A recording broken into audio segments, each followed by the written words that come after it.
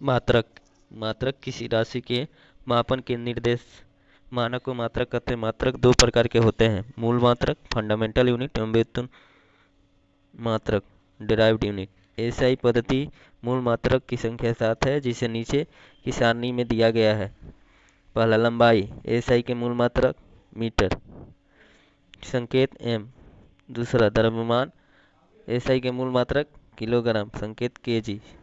तीसरा, समय। एसआई के मूल मात्रक सेकेंड, संकेत एस। चौथा, ताप। एसआई के मूल मात्रक केल्विन, संकेत के। पांचवा, विद्युत धारा। एसआई के मूल मात्रक एम्पीयर, संकेत ए। ज्योति तीव्रता। एसआई के मूल मात्रक कैंडेला, संकेत सीटी। पदार्थ का परिमाण। एसआई के मूल मात्रक मोल, संकेत मोल। एसआई संपूरक मूल मात्रक समतल कोण, रेडियन रैड। घन कोण स्टेरिडियन, संकेत एसर। एसआई के कुछ पुराने मात्रकों के नए नाम एवं संकेत। ताप, डिग्री सेंटीग्रेड, संकेत डिग्री सेंटीग्रेड। आवृत्ति, कंपन प्रति सेकेंड, सीपीएस पुराना, संकेत हर्ट्ज। एच जेड नया। ज्योति तीव्रता, कैंडेला शक्ति, सीपी पुराना, नया, संकेत कैंडेला, सीटी नया। समतलीय कोण। समतलीय कोण डी थीटा, चित्रानुसार वृत्त की चाप की लंबाई डीएस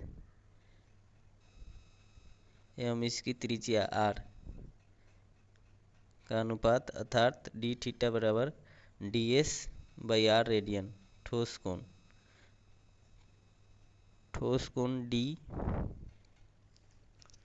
रो चित्रानुसार शीर्ष ओ को केंद्र की भांति प्रयुक्त करने उसके परित निर्मित गोलीय पृष्ठ के अवरोधन क्षेत्र डीए तथा त्रिज्या आर के वर्ग का अनुपात होता है, अर्थात डी रो डी ए बटा आर स्क्वायर। ये सभी मात्रक जो मूल मात्रक की सहायता से व्यक्त किए जाते हैं व्युत्पन्न मात्रक कहलाते हैं। खगोलीय दूरियों को मापने के लिए प्रकाश वर्ष का प्रयोग किया जाता है, क्योंकि प्रकाश की चाल हमेशा एक समान रहती है।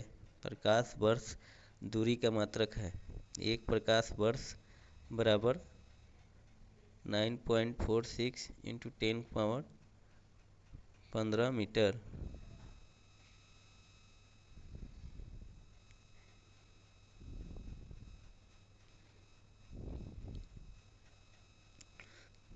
दूरी मापने की सबसे बड़ी इकाई पारसेक है।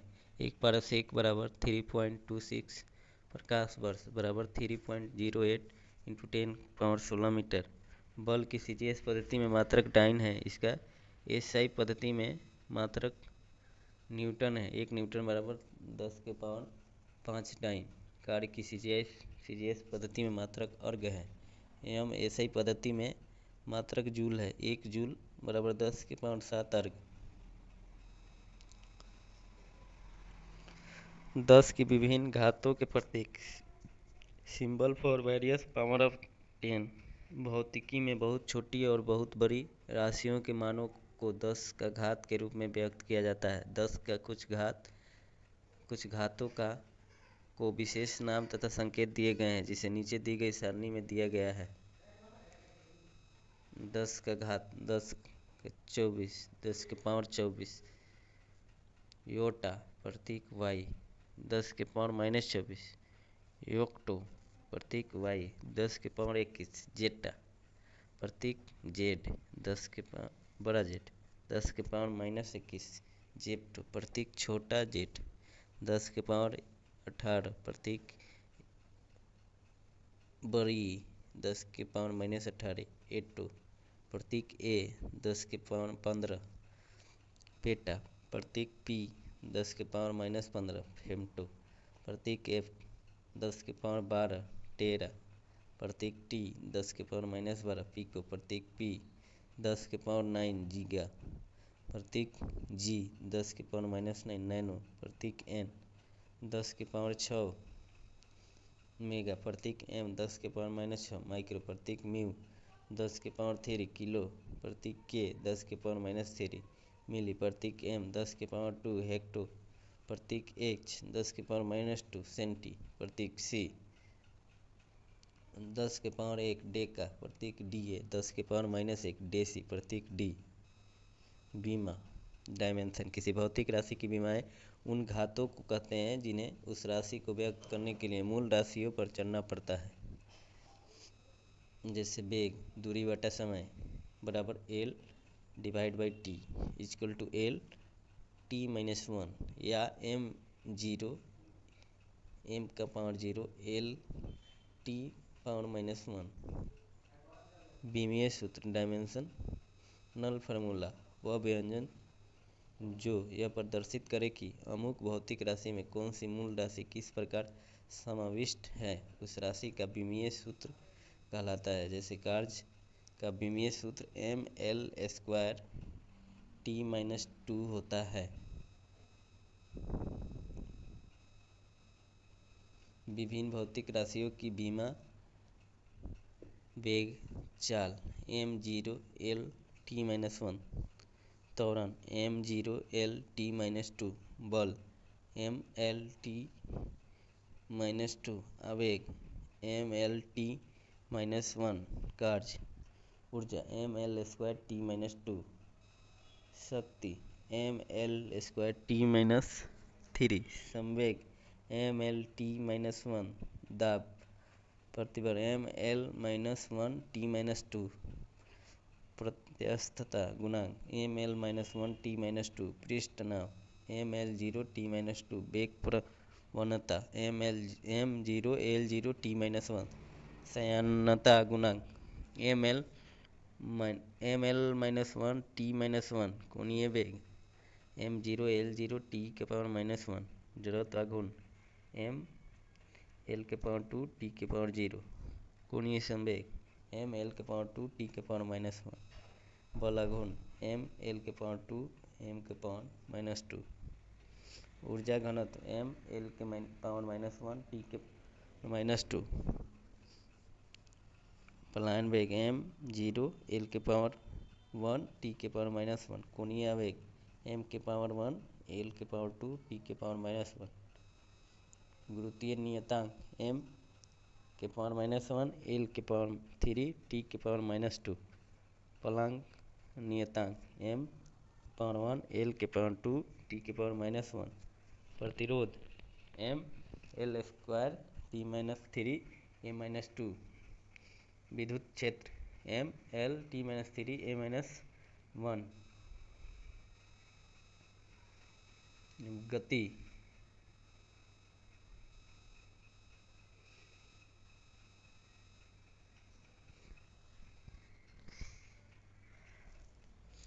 अदिश राशि स्केलर क्वांटिटी वैसे भौतिकी राशि जिनमें केवल परिमाण होता है, दिशा नहीं, उसे अदिश राशि कहा जाता है। जैसे द्रव्यमान, चाल, आयतन, कार्य, समय, ऊर्जा आदि। नोट: विद्युत धारा, करंट, ताप, टेम्परेचर, दाब, प्रेशर, ये सभी अदिश राशियां हैं। सदिश राशियां वैसी राशि भौतिक राशि जिनमें परिमाण के साथ साथ दिशा भी रहती है और जो के निश्चित नियमों के अनुसार जोड़ी जाती है, उन्हें सदिश राशि कहते हैं। जैसे वेग, विस्थापन, बल, त्वरण आदि। दूरी, डिस्टेंस, किसी दिए गए समय अंतराल में वस्तु द्वारा तय की गई मार्ग की लंबाई को दूरी कहते हैं। यह एक अदिश राशि है, यह सदैव धनात्मक होती है। विस्थापन, एक निश्चित दिशा में दो बिंदुओं के बीच की लंबवत न्यूनतम दूरी को विस्थापन कहते हैं। यह सदिश राशि है, इसका एसआई मात्रक मीटर है। विस्थापन धनात्मक, ऋणात्मक और शून्य भी हो सकता है। चाल, किसी वस्तु द्वारा प्रति सेकंड तय की गई दूरी को चाल कहते हैं, अर्थात चाल बराबर दूरी डिवाइडेड बाई समय। यह एक अदिश राशि है, इसका मात्रक एसआई मात्रक मीटर पर सेकंड है। यदि कोई वस्तु किसी दूरी से v1 चाल से तय करती है और उसके बाद उतनी ही दूरी v2 चाल से तय करती है, तो संपूर्ण यात्रा में उसके औसत चाल 2v1 v2 divided by v1 plus v2। जब वस्तु अपनी यात्रा के आधी समय में v1 चाल से और शेष आधी समय v2 चाल से चलती है तो संपूर्ण यात्रा में उसकी औसत चाल v1 plus v2 divided by 2।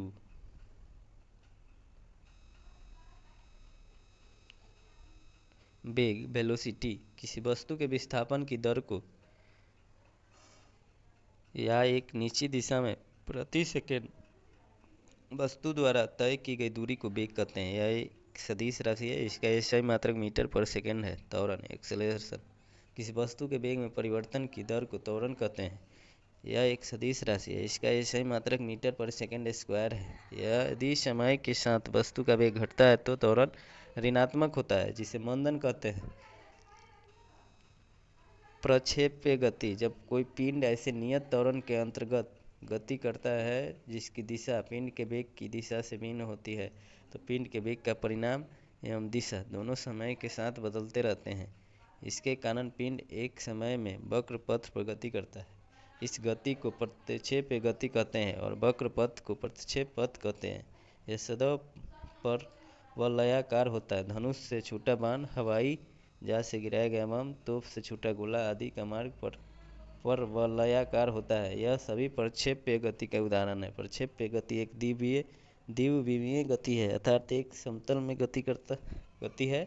प्रक्षेप को अधिकतम दूरी तक फेंकने के लिए उसे 36 से 45 डिग्री के कोण पर ऊपर की ओर प्रक्षेपित करना चाहिए। प्रक्षेपण कोण थीटा एवं 90 माइनस थीटा दोनों के लिए क्षैतिज परास समान होता है।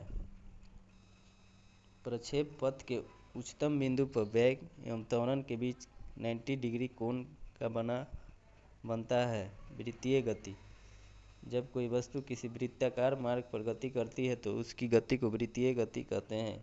यदि वह एक समान चाल से गति करती है तो उसकी गति को एक समान वृत्तीय गति कहते हैं।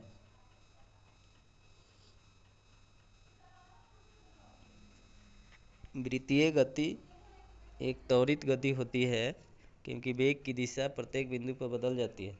त्वरण की दिशा वेग की दिशा के लंबवत होती है।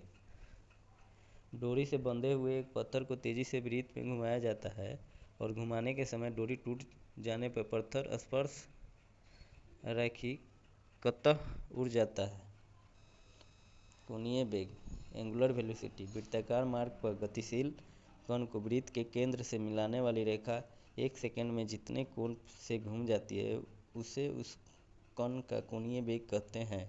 इसे प्रायः ओमेगा से प्रकट किया जाता है, अर्थात ओमेगा बराबर थीटा डिवाइडेड बाई टी। यदि एक कण एक सेकंड में n चक्कर लगाता है तो ओमेगा बराबर 2 पाई n होगा, क्योंकि एक चक्कर में कण 2 पाई कोस 360 डिग्री रेडियन से घूम जाती है। अब यदि वृत्ताकार मार्ग की त्रिज्या r है और कण एक सेकंड में n चक्कर लगाता है तो उसके द्वारा एक सेकंड में चली गई दूरी वृत्त की परिधि इंटू n बराबर 2 पाई आर एन। यही उसकी रेखीय चाल लीनियर स्पीड होगी, अर्थात v बराबर 2 पाई आर एन। v 2 पाई n into r w into r cost omega into r omega pi n omega equal to omega pi n. रेखीय चाल बराबर कोणीय चाल इंटू त्रिज्या। नोट पाई के मान की गणना सबसे पहले आर्यभट्ट ने की थी। न्यूटन का गति का नियम न्यूटन्स लॉ ऑफ मोशन भौतिकी के पिता न्यूटन ने सन 1687 ईस्वी में अपनी पुस्तक प्रिंसिपिया में सबसे पहले गति के नियम को प्रतिपादित किया था। न्यूटन का प्रथम गति नियम Newton's first law of motion यदि कोई वस्तु विराम अवस्था में है तो वह विराम अवस्था में रहेगी, या यदि वह एक समान चाल से सीधी रेखा में चल रही है तो वैसे ही चलती रहेगी जब तक कि उस पर कोई बाह्य बल लगाकर उसकी वर्तमान अवस्था में परिवर्तन न किया जाए। प्रथम नियम को गैलीलियो का नियम या जड़त्व का नियम भी कहते हैं। बाह्य बल के अभाव में किसी वस्तु की अपनी विरामावस्था या समान गति की अवस्था को बनाए रखने की प्रवृत्ति को जड़त्व कहते हैं। किसी वस्तु के जड़त्व को उसके द्रव्यमान द्वारा मापा जा सकता है। प्रथम नियम से बल की परिभाषा मिलती है। बल की परिभाषा बल वह बाह्य कारक है जो किसी वस्तु की प्रारंभिक अवस्था में परिवर्तन करता है या परिवर्तन करने की चेष्टा करता है। बल एक सदिश राशि है, इसका एसआई मात्रक न्यूटन है। जड़त्व के कुछ उदाहरण: ठहरी हुई मोटर या रेलगाड़ी के अचानक चल पड़ने पर उसमें बैठे यात्री पीछे की ओर झुक जाते हैं। 2. चलती हुई मोटर कार के अचानक रुकने पर उसमें बैठे यात्री आगे की ओर झुक जाते हैं। 3. कंबल के हाथ से पकड़कर डंडे से पीटने पर धूल कण झरकर नीचे गिर पड़ते हैं।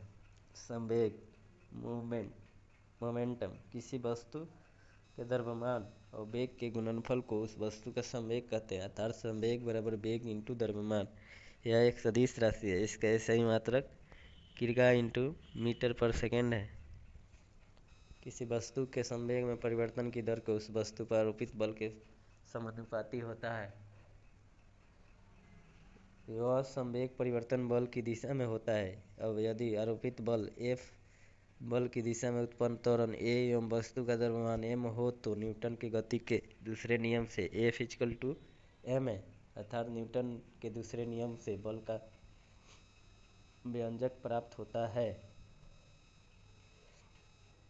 किसी स्प्रिंग में बल का व्यंजक Ks, जहाँ K स्प्रिंग बल का नियतांक है। स्प्रिंग की लंबाई में एकांक वृद्धि होने पर इसमें उत्पन्न प्रत्यानयन बल का परिणाम स्प्रिंग बल का नियतांक कहलाता है। यदि स्प्रिंग के बल नियतांक K को n समान भागों में काट दिया जाए तो प्रत्येक भाग का बल नियतांक Nk होगा। प्रथम नियम दूसरे नियम का ही अंग है। न्यूटन का तृतीय नियम तृतीय गति नियम, Newton third law of motion, प्रत्येक क्रिया के बराबर परंतु विपरीत दिशा में प्रतिक्रिया होती है। उदाहरण: एक बंदूक से गोली चलने पर चलाने वाले को पीछे की ओर धक्का लगाना। 2. नाव के किनारे पर कूदने पर नाव को पीछे की ओर हट जाना। रॉकेट उड़ाने में संवेग का सिद्धांत: यदि कणों के किसी समूह या निकाय पर कोई बाह्य बल नहीं लग रहा हो तो उस निकाय का कुल संवेग नियत रहता है, अर्थात टक्कर के पहले और बाद का संवेग बराबर होता है। आवेग इम्पल्स: जब कोई बड़ा बल किसी वस्तु पर थोड़े समय के लिए कार्य करता है तो बल तथा समय अंतराल के गुणनफल को उस बल का आवेग कहते हैं। आवेग बराबर बल गुने समय अंतराल संवेग में परिवर्तन। आवेग एक सदिश राशि है जिसका मात्रक न्यूटन सेकेंड ns है तथा इसकी दिशा वह होती है जो बल की होती है। नोट: घर्षण बल हमेशा प्रयुक्त बलों का विरोध करता है। अभिकेंद्रीय बल सेंट्रीपिटल फोर्स: जब कोई वस्तु किसी वृत्ताकार मार्ग पर चलती है तो उस पर एक बल वृत्त के केंद्र की ओर कार्य करता है, इस बल को ही अभिकेंद्रीय बल कहते हैं। इस बल के अभाव में वस्तु वृत्ताकार मार्ग पर नहीं चल सकती। यदि कोई m द्रव्यमान का पिंड v चाल से r त्रिज्या के वृत्तीय मार्ग पर चल रहा है तो उस पर कार्यकारी वृत्त के केंद्र की ओर आवश्यक अभिकेंद्रीय बल F mv²/r होता है। अपकेंद्रीय बल सेंट्रीफ्यूगल फोर्स: अजड़त्वीय फ्रेम नॉन इनर्शियल फ्रेम में न्यूटन के नियमों को लागू करने के लिए कुछ ऐसे बलों की कल्पना करनी होती है जिन्हें परिवेश में किसी पिंड से संबंधित नहीं किया जा सकता। ये बल छद्म बल या जड़त्वीय बल कहलाते हैं। अपकेंद्रीय बल एक ऐसा ही जड़त्वीय बल या छद्म बल है, इसकी दिशा अपकेंद्रीय बल के विपरीत दिशा में होती है। कपड़ा सुखाने की मशीन, दूध से मक्खन निकालने की मशीन आदि अपकेंद्रीय बल के सिद्धांत पर कार्य करती है। नोट: वृत्तीय पथ पर गतिमान वस्तु पर कार्य करने वाले अभिकेंद्रीय बल की प्रतिक्रिया होती है, जैसे मौत के कुएं में कुएं की दीवार मोटरसाइकिल पर अंदर की ओर क्रिया बल लगाती है जबकि इसकी प्रतिक्रिया बल मोटर साइकिल द्वारा कुएं की दीवार पर बाहर की ओर कार्य करता है। कभी कभी बाहर की ओर कार्य करने वाले इस प्रतिक्रिया बल को भ्रमवश अपकेंद्रीय बल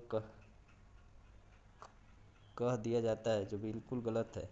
बल आघूर्ण: बल द्वारा एक पिंड को एक अक्ष के पारित घुमाने की प्रवृत्ति को बल आघूर्ण कहते हैं। किसी अक्ष के पारित एक बल का बल आघूर्ण उस बल के परिणाम तथा अक्ष से बल की क्रिया रेखा के बीच लंबवत दूरी के गुणनफल के बराबर होता है, अर्थात बल आघूर्ण T बराबर बल गुने आघूर्ण एक अदिश राशि है, इसका मात्रक न्यूटन मीटर होता है।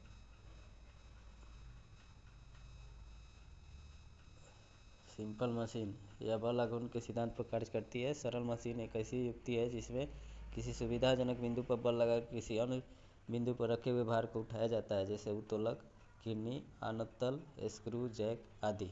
उत्तोलक उत्तोलक एक सीधे टेढ़ी दृढ़ छड़ होती है जो किसी निश्चित बिंदु के चारों ओर स्वतंत्रतापूर्वक घूम सकती है। उत्तोलक में 3 बिंदु होते हैं, आलंब, फलक्रम। जिस निश्चित बिंदु के चारों ओर उत्तोलक की छड़ स्वतंत्रतापूर्वक घूम सकती है उसे आलंब कहते हैं। आयाम, इफर्ट। उत्तोलक को उपयोग में लाने के लिए उस पर जो बल लगाया जाता है उसे आयाम कहते हैं। भार, उत्तोलक के द्वारा जो बोझ उठाया जाता है अथवा रुकावट हटाई जाती है उसे भार कहते हैं। उत्तोलक के प्रकार। उत्तोलक 3 प्रकार के होते हैं। प्रथम श्रेणी का उत्तोलक, इस वर्ग के उत्तोलकों का आलंब एफ, आयाम ई तथा भार डब्ल्यू के बीच में स्थित होता है। इस प्रकार के उत्तोलकों में आंतरिक लाभ 1 से अधिक और 1 के बराबर तथा 1 से कम भी हो सकता है। उदाहरण है कैंची, पिलास, सिंडासी, कील उखाड़ने वाली मशीन, शीश झूला, साइकिल का ब्रेक, हैंडपंप। द्वितीय श्रेणी का उत्तोलक, इस वर्ग के उत्तोलक में आलंब एफ व आयास ई के बीच भार होता है। इस प्रकार के उत्तोलक में आंतरिक लाभ सदैव 1 से अधिक होता है। इसके उदाहरण हैं सरौता, नींबू निचोड़ने वाली मशीन, एक पहिए कूड़ा ढोने वाली गाड़ी आदि। तृतीय श्रेणी का उत्तोलक, इस वर्ग के उत्तोलकों में आलंब एफ, भार डब्ल्यू के बीच में आयाम होता है, आयाम ई होता है। इसका आंतरिक लाभ सदैव 1 से कम होता है। उदाहरण चिमटा, मनुष्यकांत। गुरुत्व केंद्र, सेंटर ऑफ ग्रेविटी, किसी वस्तु का गुरुत्व केंद्र वह बिंदु है जहाँ वस्तु समस्त भार करता है, चाहे वस्तु जिस स्थिति में रखी जाए। वस्तु का भार गुरुत्व केंद्र से ठीक नीचे की ओर कार्य करता है, अतः गुरुत्व केंद्र पर वस्तु के भार के बराबर ऊपरी मुखी बल लगाकर हम वस्तु को संतुलित रख सकते हैं। संतुलन के प्रकार। संतुलन 3 प्रकार के होते हैं, अस्थायी, अस्थायी तथा उदासीन। अस्थायी संतुलन, स्टेबल इक्विलिब्रियम, यदि किसी वस्तु को उसके संतुलन स्थिति से थोड़ा सा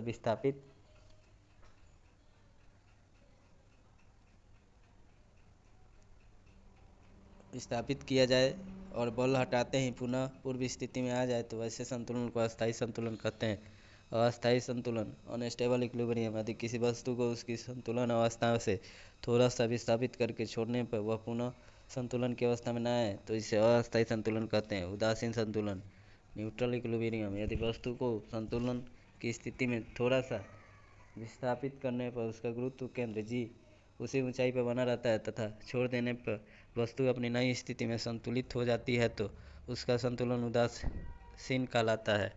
अस्थायी संतुलन की शर्तें। किसी वस्तु के अस्थायी संतुलन के लिए 2 शर्तों का पूरा होना आवश्यक है। वस्तु का गुरुत्व केंद्र अधिकाधिक नीचे होना चाहिए। गुरुत्व केंद्र से होकर जाने वाली ऊर्ध्वाधर रेखाएं वस्तु के आधार से गुजरनी चाहिए। धन्यवाद।